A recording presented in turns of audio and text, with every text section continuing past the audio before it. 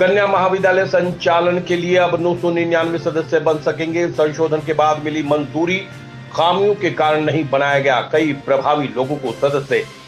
कन्या महाविद्यालय संचालन समिति में सदस्य न बनाए जाने से खफा कुलदीप पहलवान ने समिति पर कई तरह के आरोप लगाए हैं। इस मामले में बुधवार को कन्या महाविद्यालय में बैठक कर समिति ने स्पष्ट किया कि 11 सदस्य कार्यकारिणी की सहमति से मेंबर बनते हैं। किसी ने दूसरे के अकाउंट का चेक या ड्राफ्ट दिया था तो किसी ने एक खाते से ज्यादा लोगों को सदस्य बनाने का प्रयास किया था। कुछ सदस्यों की उम्र 35 वर्ष से कम थी। कुछ आवेदनकर्ताओं को समिति ने मेंबर बनाना उचित नहीं समझा। समिति पदाधिकारी धर्मपाल रोहिला ने बताया कि कन्या महाविद्यालय को वे चुनावी अखाड़ा नहीं बनाना चाहते, इसलिए समिति की कार्यकारिणी समिति ने सूझबूझ का परिचय देते हुए संस्था के सभी नियमों पर खरा उतरने वालों को ही सदस्य बनाया है। प्रधान वेद प्रकाश दहिया ने कहा कि जब उन्होंने चार्ज संभाला था तो यहाँ पर लड़कों का हुड़दंग होता था। उन्होंने यहाँ पूरी व्यवस्था बदली है। 4 कमरे थे, 4 दीवारें नहीं थी, लेकिन आज ये कॉलेज सभी सुविधाओं से युक्त है। 10 साल हिंद केसरी रहे अर्जुन और भीम अवार्डी संजय पहलवान ने कहा कि कॉलेज का संचालन अच्छे से हो रहा है। समिति बधाई की पात्र है जिन्होंने सही लोगों को ही सदस्य चुना है। कुछ लोग यहाँ पर कॉलेज का माहौल खराब कर रहे हैं, ऐसे लोगों को सदस्य नहीं बनाया जाना चाहिए। उप प्रधान डॉक्टर सतबीर दहिया ने कहा कि कन्या महाविद्यालय ने दिन दोगुनी रात चौगुनी उन्नति की है। दस्तावेज एवं रिकॉर्ड इसका गवाह है।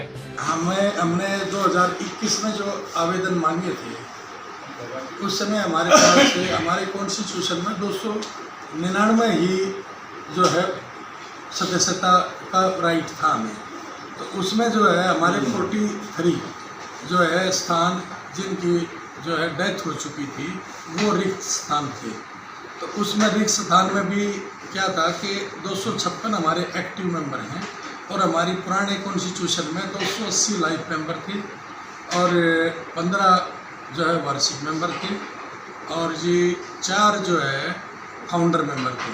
तो उसी आधार पर जैसे हमारा कॉन्स्टिट्यूशन था उसी आधार पे हम 43 जो हमारी जगह थी उनको डिवाइड कर सकते थे, यानी कि 4 जो है फाउंडर मेंबर बना सकते थे और 15 हम वार्षिक मेंबर बना सकते थे और जो बच गए हमारे पास 24 उनको हम लाइफ मेंबर बना सकते थे। लेकिन हमारे पास 131 आवेदन आने की वजह से हम ये डिसीजन नहीं ले पाए कि जगह तो हमारे पास है 43 और आवेदन है हमारे पास 131 जिसको हम अमल में नहीं ला सकते। तो इसके लिए मैंने हाउस मीटिंग बुलाई। हाउस मीटिंग में उन लोगों के सामने रखा कि भाई हमारे साथ ये प्रॉब्लम है। तो उसमें जो है लोगों के सुझाव अनुसार कि भाई जो है काफ़ी दिन से जो है लोग भी ये चाह रहे हैं कि भाई सदस्यता जो है ना नहीं दे रहे, सदस्यता नहीं दे रहे, तो इसमें सदस्य जोड़े जाएँ। तो पहले जो था वो सदस्य न जोड़ने का कारण जो पुरानी मैनेजमेंट होती थी या शुरू के जो फाउंडर मेंबर थे उन्होंने कॉलेजियम को देखते हुए 299 का कॉन्स्टिट्यूशन बनवा रखा। जो भी हमारे पास जो हरियाणा सरकार से किसी प्रकार की कोई ग्रांट नहीं आती, जैसे ये कहते हैं ना 95% जो है ना यहाँ जो है ग्रांट आती है, हमारे पास मैं आपको बता दूं कि 95% ग्रांट सिर्फ जो परमानेंट स्टाफ है उसकी सिर्फ सैलरी आती है 95% और उसमें 5% जो है यहाँ मैनेजमेंट कमेटी उसमें 5% शेयर मिला के जो हमारे पास एडिड पोस्ट है उनकी तनख्वाह दी जाती है। जो 95% आती है वो हमारे पास जो लेक्चरर हैं, जो हमारे पास नॉन टीचिंग के अप्लाई हैं, जो यहाँ जितने भी टीचिंग नॉन टीचिंग का जो स्टाफ है वो उन एम्प्लॉय को दिया जाता है। हमारे पास फिलहाल जो ना 3 बड़ी बड़ी बिल्डिंग हैं और जिसमें 30 तो क्लासरूम है, जहाँ कुल 4 कमरे ही थे, उन्हीं में क्लास लगती थी, उन्हीं में ही ऑफिस होता था, उसी में स्टाफ बैठता था और उन 4 कमरों से ही काम चलाया जा रहा था। अब हमारे पास जो डेवलपमेंट की जो बात की जाए तो वो ये है कि हमारे पास 3 भव्य बिल्डिंग हैं और जो वेल मेंटेन है, जिसमें कोई भी कमी नहीं है, फर्नीचर वगैरह, पंखे वगैरह और ये सब चीज़ों से लेस है। जो रिक्वायरमेंट होती है वो सारी सब पूरी कर रहे हैं हम। हमारे पास 4 जनरेटर हैं, 2 हमारे पास जो है सोलर हैं और 1 मिनट के लिए बिजली नहीं जाती यहाँ। अगर बिजली चली जाती है ना हमारी जो ना सोलर लाइन है और हमें ज़्यादा लोड की ज़रूरत पड़े तो हम अपना जनरेटर सुविधा है, हमारे पास 4 बड़े बड़े जनरेटर हैं जिसमें 2 45 kV के जनरेटर हैं और एक 30 kV का जनरेटर है, एक 15 kV का जनरेटर है। उनका लोड हमने अलग अलग ज़रूरत के अनुसार बिल्डिंगों में डिवाइड कर रखा है। आरोप लगाए जा रहे हैं, हम यहीं के रहने वाले हैं, यहाँ हमारा बचपन बीता है, यहीं हम बड़े हुए हैं, यहीं देश में मान सम्मान मिला। लेकिन अभी जो चीज़ देखी जा रही है कि किस ढंग से आरोप प्रत्यारोप लगाए जा रहे हैं, ये बहुत ही निंदनीय है। और क्यों लगाए जा रहे हैं? ये वेद भाई और हम बचपन के साथी रहे हैं, हम एक ही अखाड़े में रहे हैं, ये मेरे विचार को जानता है, मैं इसके विचार को जानता हूँ। आज 24 साल से इस कॉलेज में किसी ने भी कोई ऐसी घटना सुनी है कि यहाँ पे कोई ऐसा व्यवहार हुआ हो कि जो इलाकों को मुंह दिखाने लायक ना रहा? ऐसे लोगों को मेंबर किन को बना दिया जाए मेंबर? अब वेद भाई तो आज भी त्याग पत्र देने को तैयार, कोई आगे संभालो तो सही। किसी में कमी निकालना और उस चीज़ को चलाना बहुत फर्क है। किसी की कमी हम 1 मिनट में निकाल सकते हैं। आज 24 साल से इस इलाके में इस कॉलेज के नाम की कोई कमी निकली? कोई ऐसी घटना यहाँ घटी? क्या ऐसे बच्चों को या ऐसे मेंबरों को बना दिया जाए कि यहाँ कल में कोई ऐसी अप्रिय घटना घट जाए, ऐसे मेंबरों को क्यों बनाया जाए? किस लिए बनाया जाए? मैं तो बधाई देना चाहता हूँ इस कॉलेज को और इस कॉलेज की समिति को। ये जो प्रिंसिपल यहाँ रही है सुरेश बुरा जी, उन्होंने इस इलाके के लिए एक बहुत ही अच्छा काम किया, वो सराहनीय है। जिस दिन उसकी रिटायरमेंट थी मैं देखने लग रहा था फेसबुक पे कि लोगों ने कितना प्यार दिया उनको और उन्होंने कॉलेज को उठाने के लिए क्या क्या किया है, दिन रात एक किया है। मेरे भाई ने इतनी मेहनत की है। आज के दिन एक भी निगेशन बता दो, अब 6 महीने से इतनी घटना घट गई है, कहाँ से घट गई घटना? कौन ऐसी चीज़ें कर रहा है? और सुनने में था RTI लगाई जाएगी, कॉलेज की लगाई जाएगी RTI तो फिर बहुत सारी चीज़ों की लगेगी और किस किस की लगेगी वो फिर पता नहीं। तो मेरा कहने का मतलब ये है कि खामखा की बातों में ना घुस के इस इलाके को धीरे धीरे बढ़ने लग रहा है। और किसने कहा? ये रहा, किसने कहा कि गवर्नमेंट में अप्लाई नहीं किया कॉलेज? ये 2017 में ये लेटर है, ये रहा मेरे पास लेटर। 2017 में अप्लाई किया है, गवर्नमेंट कॉलेज बना दिया जाए, किसने मना किया? प्रधान को और आगे बन लो, लेकिन अच्छा मेंबर, चरित्रवान आदमी, विद्वान आदमी। लेकिन ऐसे लोग एलिगेशन लगाते हैं, पहले अपने अंदर देखना चाहिए कि हम क्या हैं, किस बात पे लगाए जा रहे मुझे नहीं पता।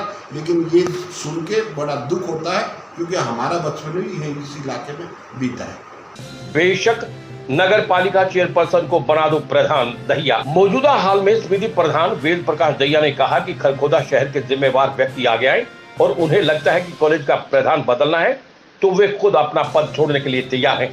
उनकी प्रधान बनने की मंशा नहीं है और वे कभी भी चुनाव नहीं लड़ेंगे। खरखोदा वासी बेशक नगर पालिका चेयरपर्सन या किसी अन्य को प्रधान बना ले, उन्हें कोई आपत्ति नहीं है। लेकिन जो लोग महाविद्यालय पर आरोप लगा रहे हैं उनकी कोई ना कोई साजिश है। या तो वे खरखोदा में कोई चुनाव लड़ना चाहते हैं या फिर वे किसी के कहने पर झूठे आरोप लगा रहे हैं। मेरे को इन जो ये भर रखा था इनने, मेरे को नहीं पता वो क्यों नहीं बनाया। तो मेरे को तो पहले से इसमें चंदा इकट्ठा करने में वो था, लेकिन मन ने अपने जो पुराने मेंबर हैं उनसे मैंने बात करी, मगर जी कुलदीप चंदा करने भी इकट्ठा था, आपने क्यों नहीं बनाया? वह बोले भाई ये चंदा इकट्ठा कराया, जब कुलदीप भी चंदा लेने में था। फिर कुलदीप उनने वो हिसाब किताब नहीं दिया पैसे का। उसने कहा अपना एक देशराज ठेकेदार होया करते कि हमने अपने पिताजी को दे दिया। फिर उसके बारे में अब होता रहा, जो ये पुराने मेंबर हैं ये उसको मेंबर नहीं बना रहे। मेरे को उस चीज़ से क्या लेना देना? मेरे लिए कहता आज मेंबर बन जाओ, मन कोई एतराज नहीं। और कमेटी से जो भी होगी मैं रिक्वेस्ट करके मैं मेंबर बना भी दूंगा उसको, जो कमेटी बनाएगी। तो मेरे को क्या अधिकार है? सब राज्य है, मैं राज्य।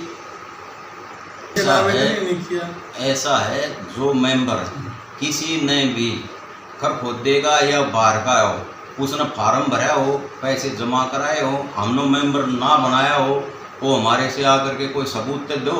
हमने किसको मना करे हम मेंबर नहीं बना रहे। निशांत पाराशर की रिपोर्ट। राजकीय कन्या वरिष्ठ माध्यमिक विद्यालय सिसाना में बुधवार को खंड स्तरीय सांस्कृतिक उत्सव का आयोजन किया गया, जिसमें क्षेत्र के 40 स्कूल की छात्राओं ने हिस्सा लेते हुए अपनी प्रतिभा का प्रदर्शन किया।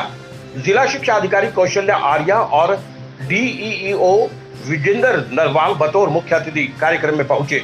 जिला शिक्षा अधिकारी कौशल्या आर्या और DEEO विजेंद्र नरवाल बतौर मुख्य अतिथि कार्यक्रम में पहुंचे, जिन्होंने खंड शिक्षा अधिकारी सतीश शर्मा की अध्यक्षता में आयोजित इस कार्यक्रम का सरस्वती मां के चित्र के समक्ष दीप प्रज्वलित कर शुभारंभ किया।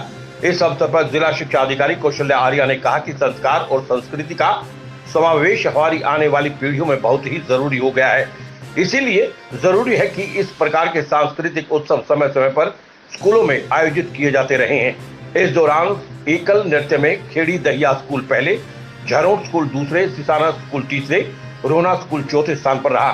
सामूहिक नृत्य में सिसाना स्कूल पहले, मटिंडू स्कूल दूसरे और सिलाना स्कूल तीसरे स्थान पर रहा, जबकि रागिनी में सिसाना पहले, खांडा दूसरे और सिसाना राजकीय कन्या वरिष्ठ माध्यमिक विद्यालय तीसरे स्थान पर रहा।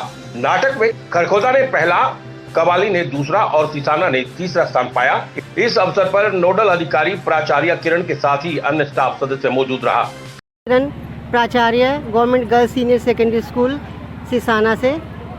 आज जो कल्चरल फेस्ट का जो हमारे यहाँ प्रोग्राम हो रहा है, बहुत अच्छा लग रहा है मुझे कि डीओ मैडम ने और बीओ सर ने हमारे स्कूल को ये जो अपॉर्चुनिटी दी है कि यहाँ पे हम कंडक्ट कराएं, और हम पे जो विश्वास इन्होंने किया है, मुझे लगता है कि हमने अपनी तरफ से पूरी कोशिश की है इसको अच्छे से पूरा कराने की।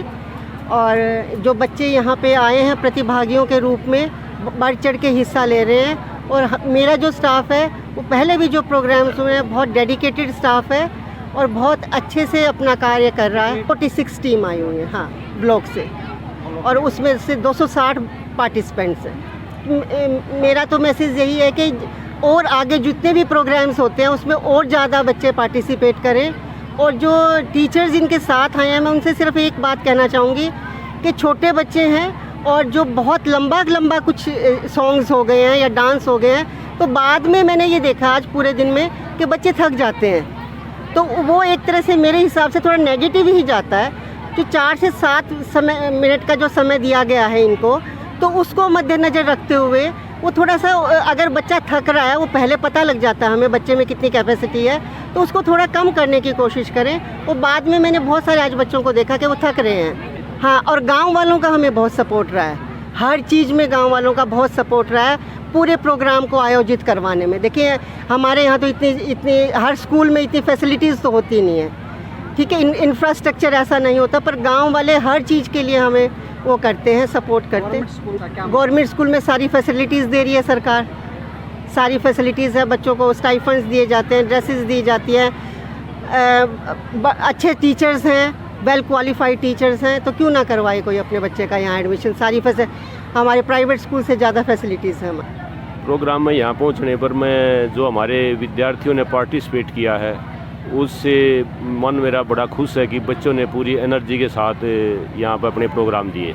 देखो, जो हमारे बच्चे अच्छे हैं, जो पढ़ने में बढ़िया हैं, वे आगे भी बढ़ रहे हैं, और कुछ बच्चे जो नहीं चल पा रहे हैं या ये सोचते हैं कि भाई अगर जो पॉजिटिव रास्ते से चलेंगे तो सरकारी स्कूल हमारे बहुत अच्छे हैं। देखो, जो समय समय के साथ बदलाव तो होते रहते हैं, परंतु लेकिन ये देखा है कि हमने जो बच्चे हमारे सरकारी स्कूल के हैं उनकी जो फाइट चलती है आगे जा कर के, वे आगे निकलते हैं। ऐसा है जी। देखो, जहाँ तक आप ये नीतियों की बदलाव की बात कर रहे हो, तो गवर्नमेंट बिल्कुल ठीक कर रही है, छात्र संख्या के अनुसार पोस्ट दे रही है।